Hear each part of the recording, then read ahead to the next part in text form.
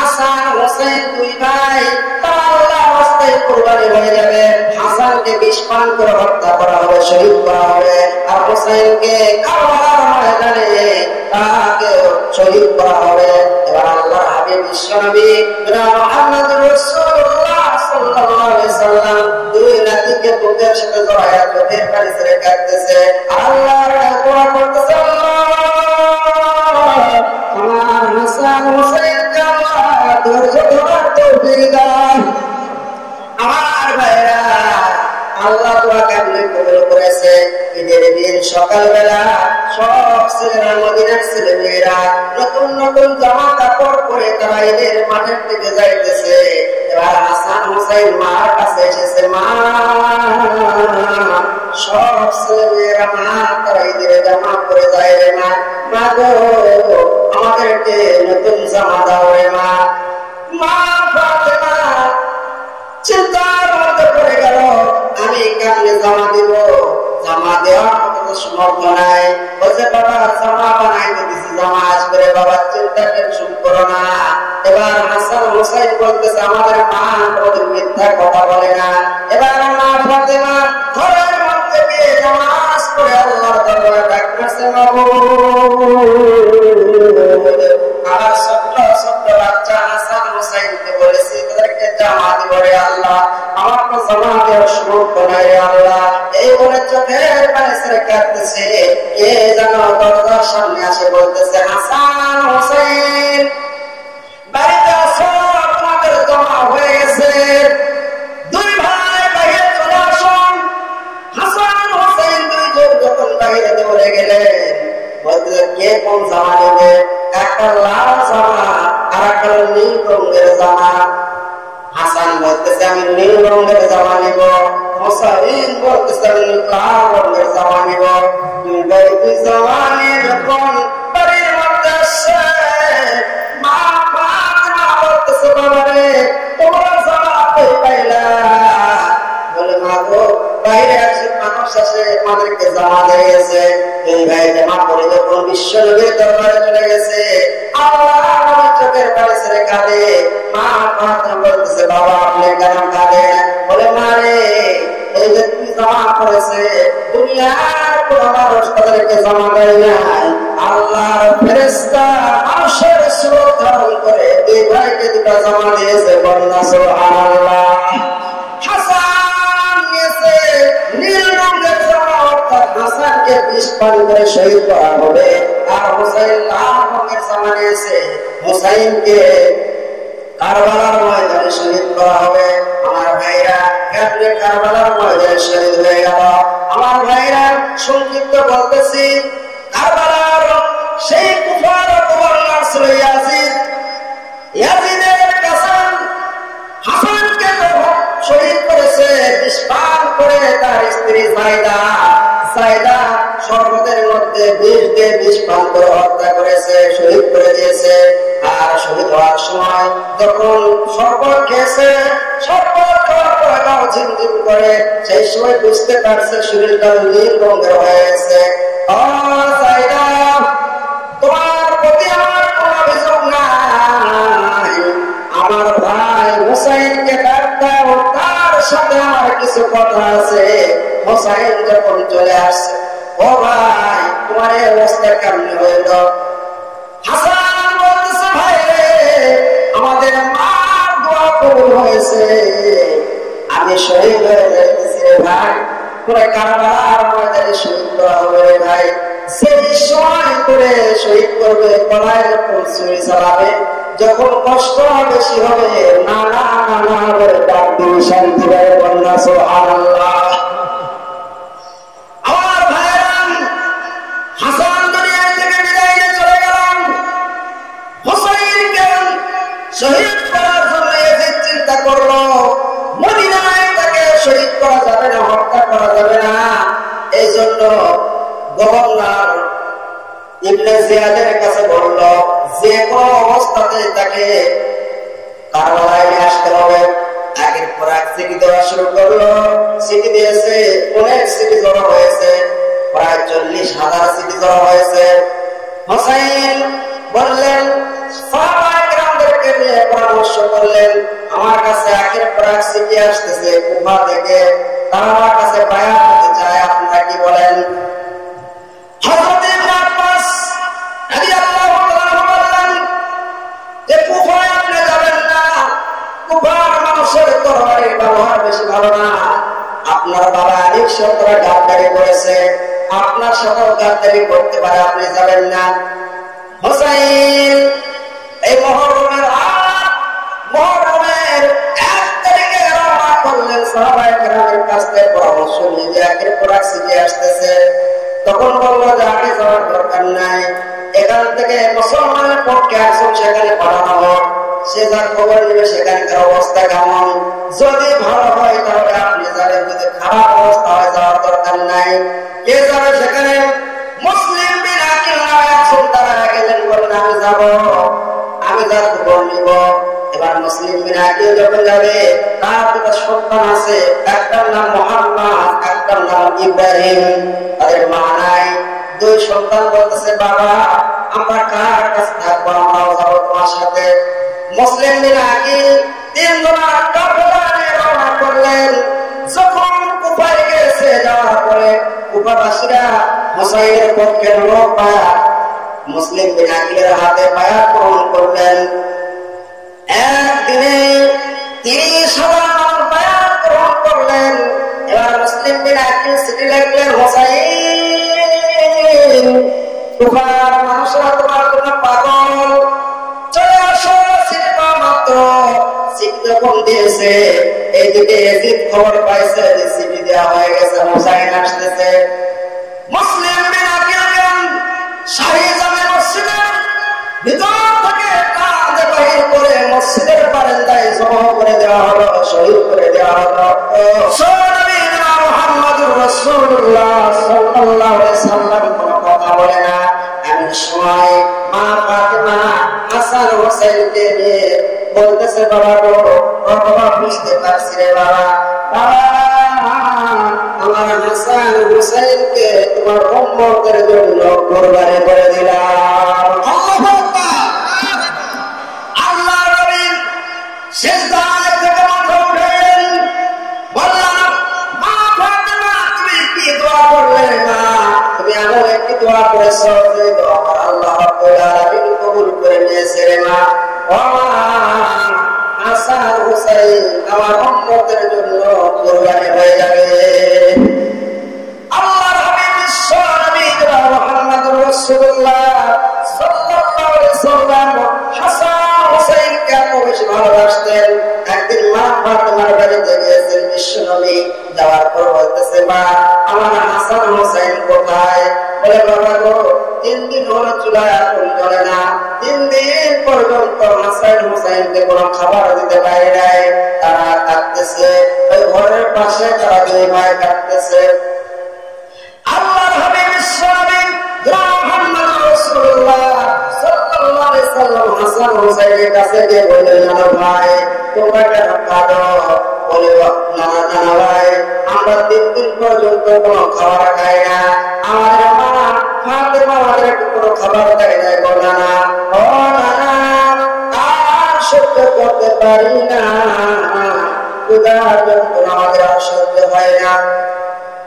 আল্লাহর হাবিব বিশ্ব নবী মুহাম্মদুর রাসূলুল্লাহ সাল্লাল্লাহু আলাইহি সাল্লাম বললেন, তোমরা একটু অপেক্ষা করো, দেখি আমি কিছু করতে পারি কিনা।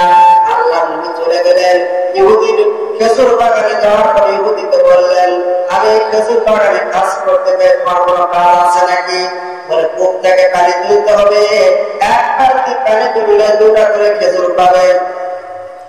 আল্লাহর নবীকে ইহুদি চিনেন, বিশ্ব নবী মুহাম্মদুর রাসূলুল্লাহ সাল্লাল্লাহু আলাইহি সাল্লাম কূপ থেকে কুয়া থেকে পানি তোলা শুরু করছে। 1 বালতি 2 বালতি এরকম করতে করতে 8 বালতি পানি তুলেছে।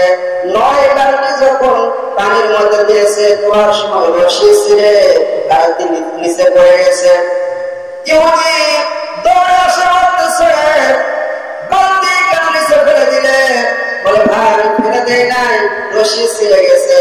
1 কথা 2 কথা বলতে বলতে ইহুদি বিশ্ব নবীর গায়ে একটা থাপ্পড় মেরে দেয়। সেই নবীর গায়ে গালে যখন থাপ্পড় মারে আল্লাহ নবী ইহুদির হাত ধরে বলে ভাইজান 3 দিন পর্যন্ত আমার পেটে কোনো খাবার নাই, আমার গালের গোশত একটু কম হয়ে গেছে, তুমি থাপ্পড় মেরেছো তোমার হাতে মনে লেগেছে, আল্লাহ হস্তে আমার তুমি ক্ষমা করে দেবে, বলেন না সুবহানাল্লাহ। নবীর চরিত্র কেমন চরিত্র ছিল, ইহুদি আশ্চর্য হয়ে গেছে এটা কেমন মানুষ, সেই মানুষকে আমি থাপ্পড় মারলাম সেই মানুষ উল্টা আমাকে বলতেছে আমার আগে হাতে আঘাত লাগলো কিনা, ও ভাই আমি 8 বালতি পানি তুলেছি আমাকে 16টা খেজুর দাও, আমার নাতি হাসান হুসাইন তারা ওনার আছে, দাও ভাই দাও খেজুর দাও।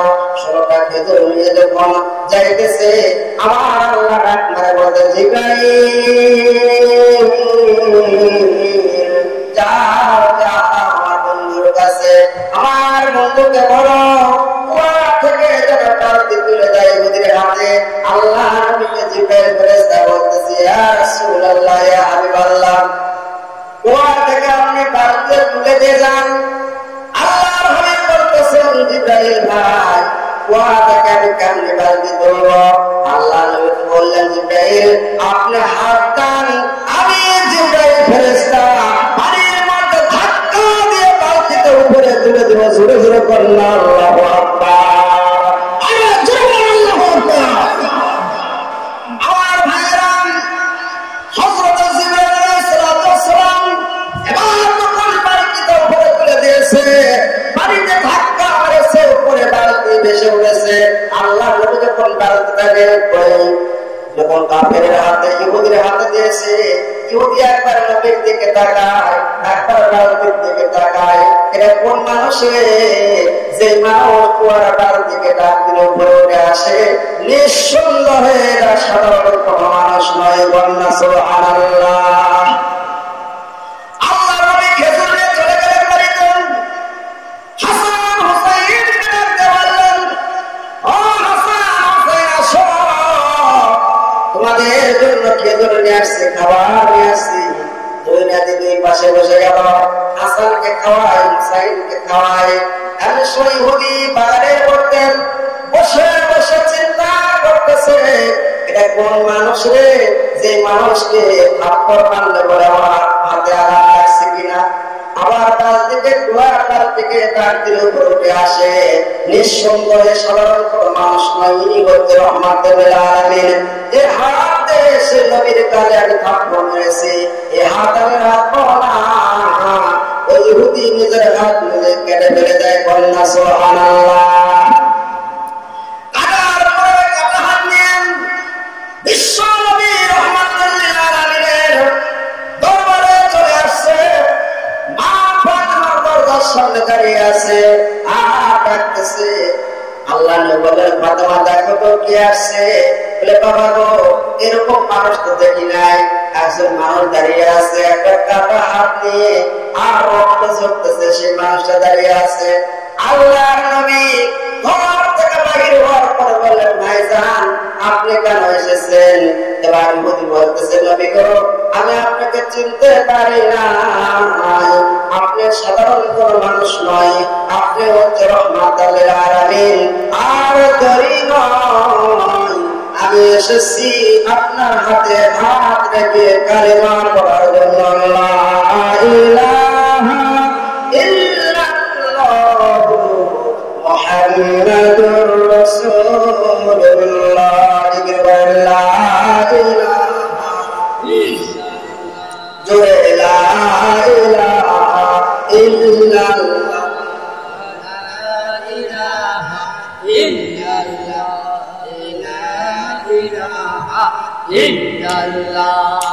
লা ইলাহা ইল্লাল্লাহ, লা ইলাহা লা ইলাহা ইল্লাল্লাহ মুহাম্মাদুর রাসূলুল্লাহ।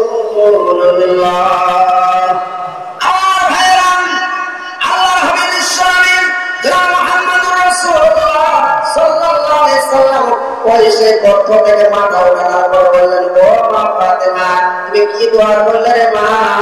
আমার আল্লাহ যে দোয়া কবুল করে নিয়েছে। হাসান হোসেন দুই ভাই আল্লাহর রাস্তায় কুরবানি হয়ে যাবে।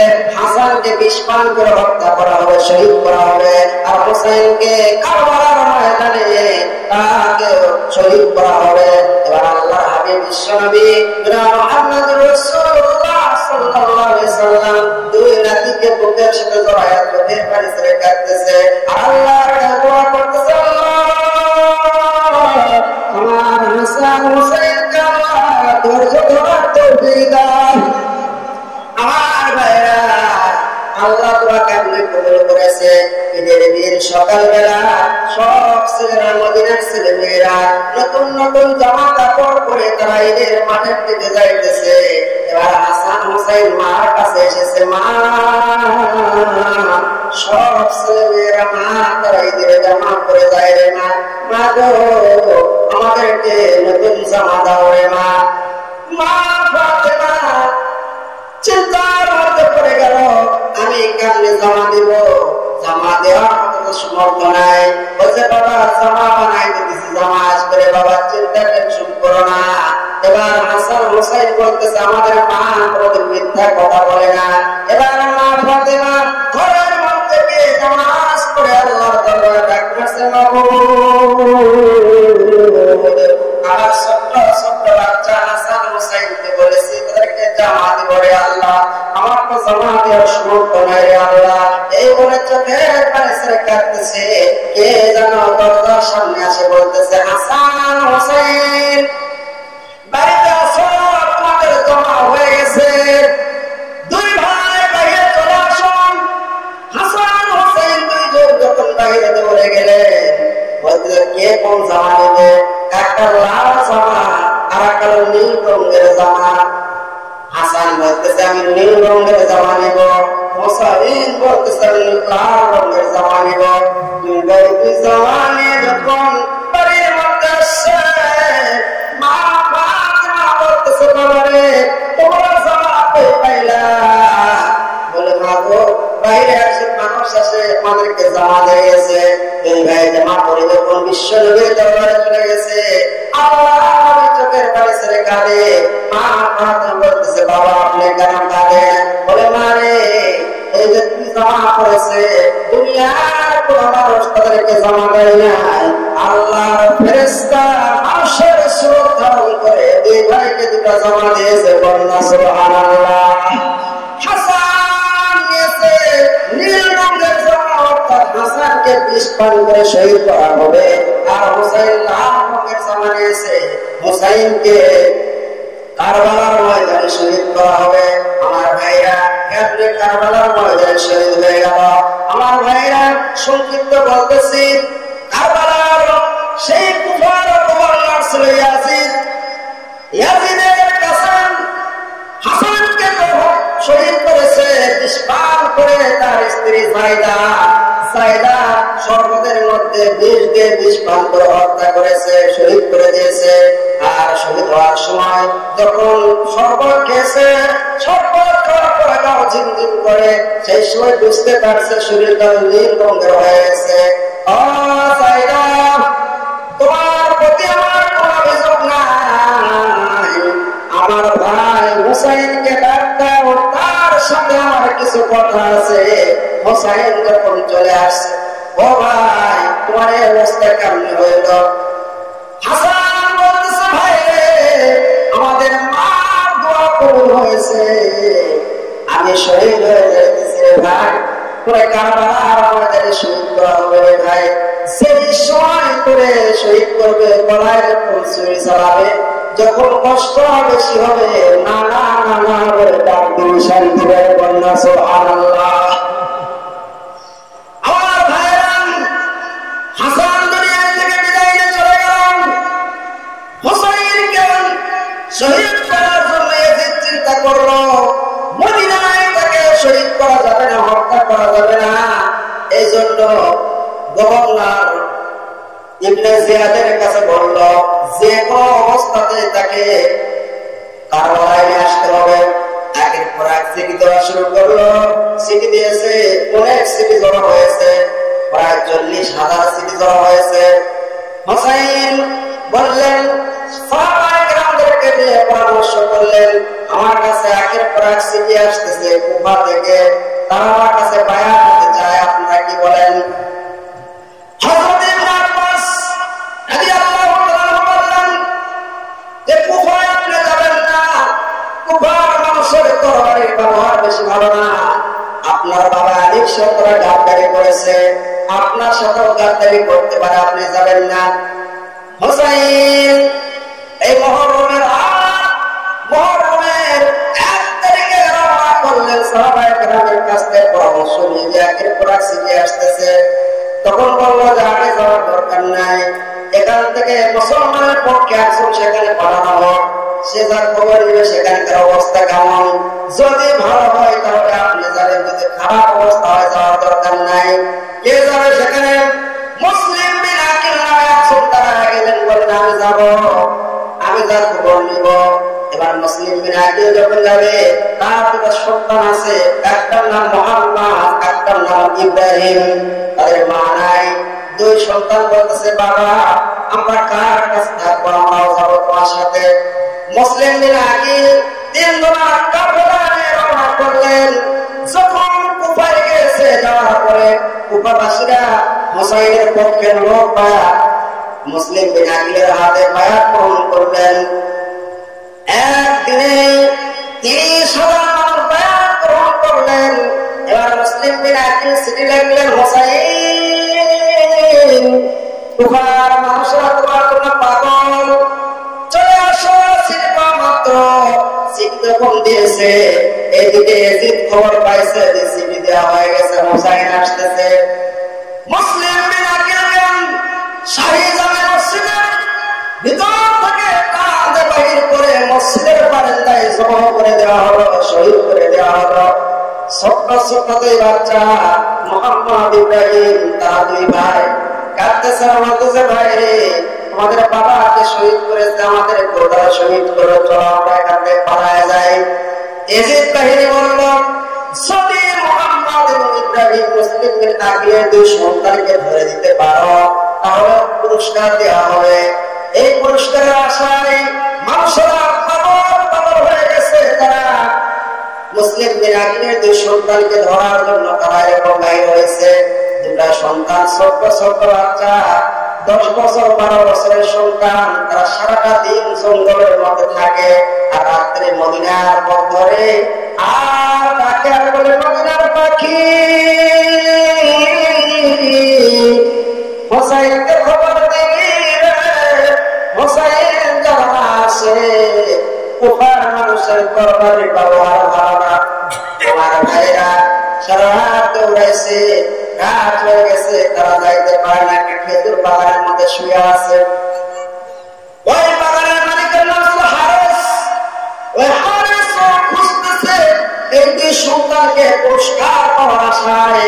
হারেসের স্ত্রী সকালবেলা বাগান দেখতে আসছে, আসার পরে দেখতেছে বাগানের মাঝখানে যেন একটা পূর্ণিমার চাঁদ 2টি উদয় হয়ে আছে। বলেন সুবহানাল্লাহ।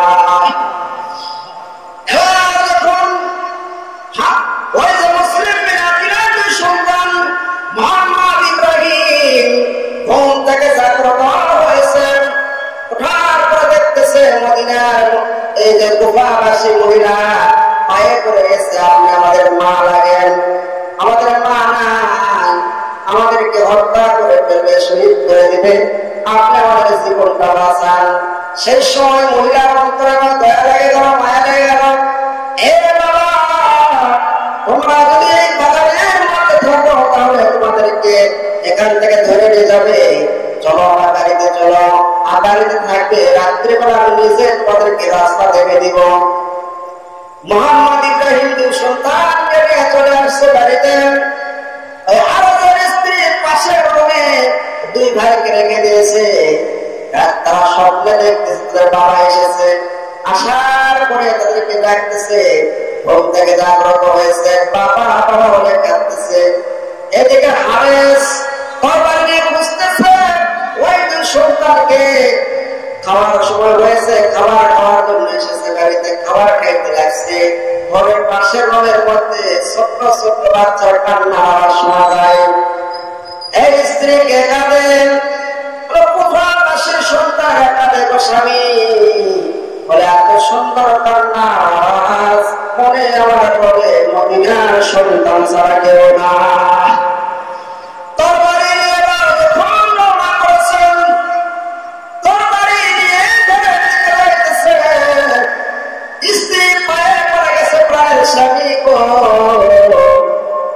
মদিনার সন্তানের গলায় ছুরি চালাবেন না, বিশ্ব নবীর কলিজায় কষ্ট দেবেন না। হারেস মানল না, ঘরের ভিতর ঢুকলো, দুই সন্তানের মাথার চুল ধরে দাঁড় করায় রয়েছে। দুই সন্তান বলতেছে, আপনি আমাদের বাবার মতো লাগেন, আমাদেরকে মারেন না, আমাদেরকে জীবনটা ভিক্ষা দেন। কোন কথা শুনল না, তাদেরকে নিয়ে যখন নদীর পার দিয়ে যাইতেছে, স্ত্রী পায়ে পড়ে গেছে, স্ত্রীকে লাথি মেরে যখন যাইতেছে নদীর কিনারতে যায়, হারেস চিন্তা করলো, যদি আমি এই সন্তানকে নিয়ে যাইতে লাগি, যদি আমার হাত থেকে কেউ কারে নেয় তাহলে আমি পুরস্কার পাবো না। এবার ওই ছোট্ট বড় ভাইকে মাটিতে ফেলায়া বুকের উপর পাড়া দিয়ে যখন গলায় ছুরি চালায়, সেই সময় নিচ থেকে মুহাম্মদ সন্তানটা ডাকতে বলে, ও হারেস, আমাদেরকে মারো না, আমরা মদিনার বিশ্ব দেশের সন্তান, আমাদেরকে মারো না। কিন্তু কথা শুনলো না। এবার মুহাম্মদের গলা কেটেছে, রুমালের মধ্যে নিয়েছে, ওই ছোট্ট ভাইটা কাটার ভিতরে নিয়ে ছটফট করতেছে, দুই হাত এরকম ধরাইছে, আমার মায়েরও না, আমরা মদিনায় চলে যাব। না না, তোমরা মদিনায় গেলে হুসাইন আসবে না, খবর পেয়ে যাবে। এবার দেখো ওই ছোট্ট ভাই এবার ইব্রাহিমকে পায়ের করে ফেরাইয়া গলায় যখন ছুরি চালাই দিল, দুই ভাইয়ের দুঃখ এরকম হবে, দুই ভাইয়ের কান্নাটা রুমালের মধ্যে নিয়ে পেছে যখন যাইতেছে, লাশটা সমুদ্রের মধ্যে ফেলে দিয়েছে। পিছন থেকে কে যেন ডাকে, হারেস রে, আমাদেরকে মারো না। পিছনের দিকে তাকে দেখে দুই ভাই সমুদ্রের মধ্যে একে আরেকজন জড়ায়া ধরে আছে। কন্যা সুবহানাল্লাহ।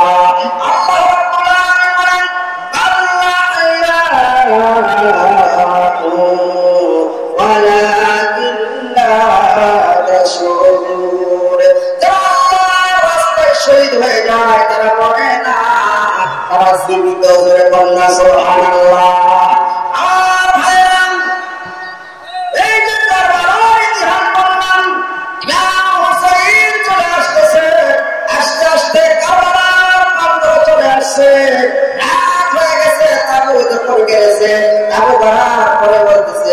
এটা কোন জায়গা, মানুষদেরকে জিজ্ঞাসা করছে এটা কোন জায়গা। তখন তাবু করার সময় গাছের ডাল কাটে, রক্ত বাড়ায়, মাটি খুঁড়ে রক্ত বাড়ায়, জিজ্ঞাসা করছে ভাই এটা কোন জায়গা, বলে এই জায়গার নাম হচ্ছে কারবালা।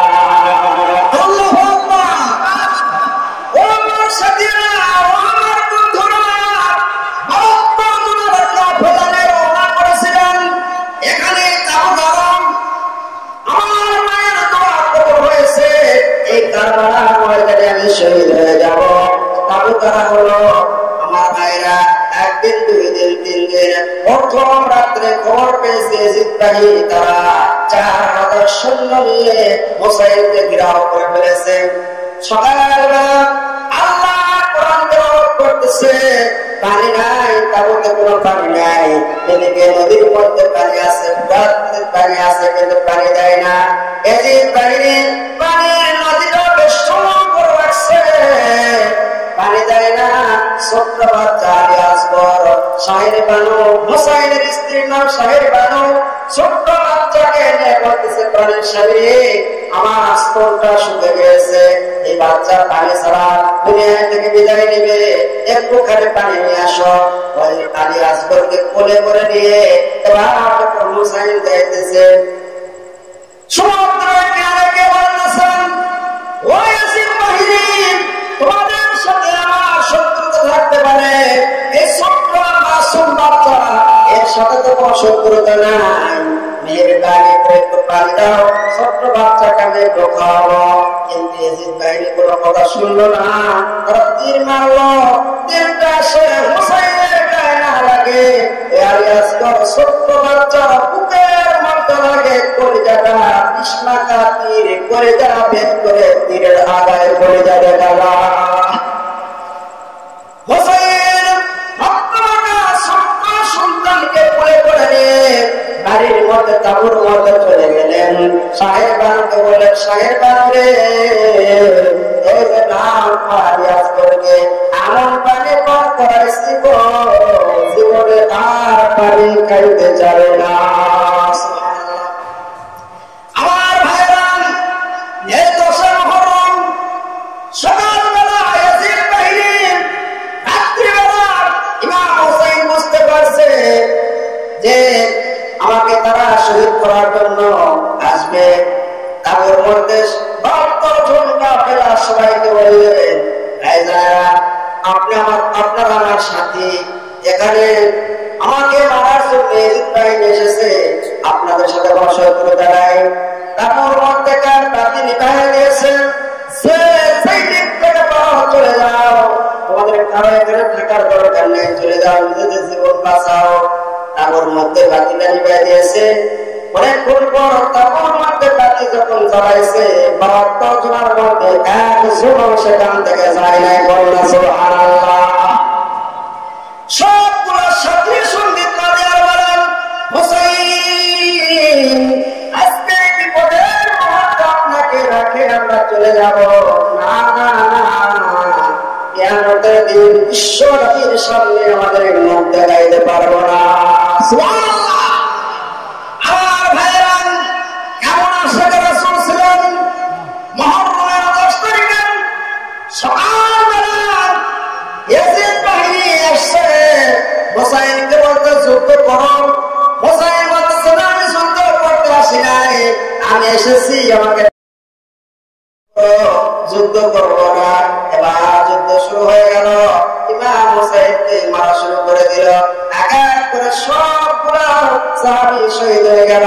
এখন আছে 2 জন, জয়নুল আবেদিন আর হুসাইন। জয়নুল আবেদিন বিমারি আর আলী আকবর একজন ছিল।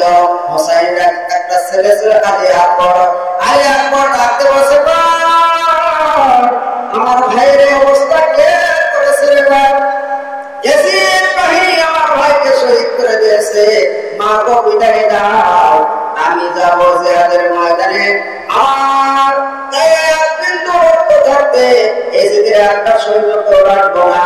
তরবারি নিয়ে চলে গেলেন। জিহাদ করতে করতে, যুদ্ধ করতে করতে ক্লান্ত হয়ে যখন তাঁবুর মধ্যে ফিরে আসলেন, আসে বলতেছে, মা, গলাটা শুকে গেছে রে মা, আমার একটু পানি দাও, যদি পানি খাইতে পারি ইয়াজিদ বাহিনীর সব সৈন্যকে আমি শেষ করে ফেলব। যদি পানি থাকতো তাহলে কি তোর ভাই দীর্ঘা মারা যাইত রে বাবা। পানি নাই রে বাবা, পানি নাই, পানি দিতে পারে নাই। আরে একবার চলে গেলেন, শহীদ হয়ে গেলেন। এক এক করে সবাই শহীদ হয়ে গেছে। এবার হুসাইন আছে, যুদ্ধ পোশাক করতেছে। জয়নুল আবেদিন বলতেছে, আপনি যাবেন না, আমি যাবো। অসুস্থ, তুমি থাকো, আর তুমি দুনিয়ায় থেকে বিদায় নিয়ে চলে যাও। নবীর বংশের জাতিকে যাওয়ার